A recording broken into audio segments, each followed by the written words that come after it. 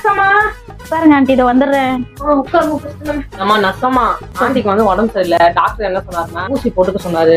ஆனா அந்த ஊசி போடுறதுக்கு அவங்க 100 ரூபாய் தனியா கேக்குறாங்க. நீ நர்ஸ் தானே, எனக்கு ஆண்டிக்கு இந்த ஊசி நர்ஸா? ஆண்டி நான் ஐ ஹாஸ்பிட்டல்ல வேலை பாக்குறேன் ஆண்டி. நான் ஊசி எல்லாம் குத்தக்கூடாது. என்ன நீ கண் ஹாஸ்பிட்டல் ஊசியா போட்டது இல்லையா? எங்க டாக்டர் தான் போடுவாங்க. பரவாயில்ல, உனக்கு தெரிஞ்சது எங்கேயாவது குத்தி கூட அப்படி எல்லாம் போடக்கூடாது ஆண்டி. ஊசி எல்லாம் நர்ஸ் தான் போடணும். நீங்க ஜெனரல் ஹாஸ்பிட்டல் எங்க பாத்தீங்களோ அங்க போடுங்க, அவங்க தான் அங்க போடுவாங்க. சரி, அப்ப நீ என்னதான் நர்ஸுக்கு படிச்சியா? கண்ணு சம்பந்தப்பட்டதான் சொல்லுங்க ஆண்டி, பாக்குறேன். அப்படியா? எனக்கு இப்ப வந்து பார்த்தேன்னா வச்சுக்கோங்க, தூரத்து எழுத்தெல்லாம் தெரிய மாட்டேங்குது. பஸ் வருதுல, பஸ்ல வர நம்பர் எல்லாம் தெரிய மாட்டேங்குது. எனக்கு இப்பவுமே செக் பண்ணி இப்பவுமே சரியாகும். அதுக்கு ஏதாவது பண்ணு. இப்பவுமே பார்க்க முடியாது ஆண்டி, ஹாஸ்பிட்டல் தான் நீங்க வரணும். ஆட போங்கயா, ஐ ஹாஸ்பிட்டல்ல வேலை செய்யறாங்களா? ஒரு கண்ணுக்கு பார்வை எனக்கு தெரியல, அது கண்ணு குத்தி சொல்ல தெரியல. இந்த நர்ஸ் இருந்து என்னதுக்கு எனக்கு தெரியாதா? எங்க வீட்டுல அப்ப அந்த காலத்துல நர்ஸ் இருப்பாங்க. நர்ஸ் மாத்திரை கொடுக்கும், ஊசி எல்லாம் கொடுக்கும். இது ஒண்ணுக்குமே நர்ஸ் பார்க்கவே மாட்டேங்குது. கேட்டா ஐ ஹாஸ்பிட்டல் போனா நீங்க நான் வரேன்.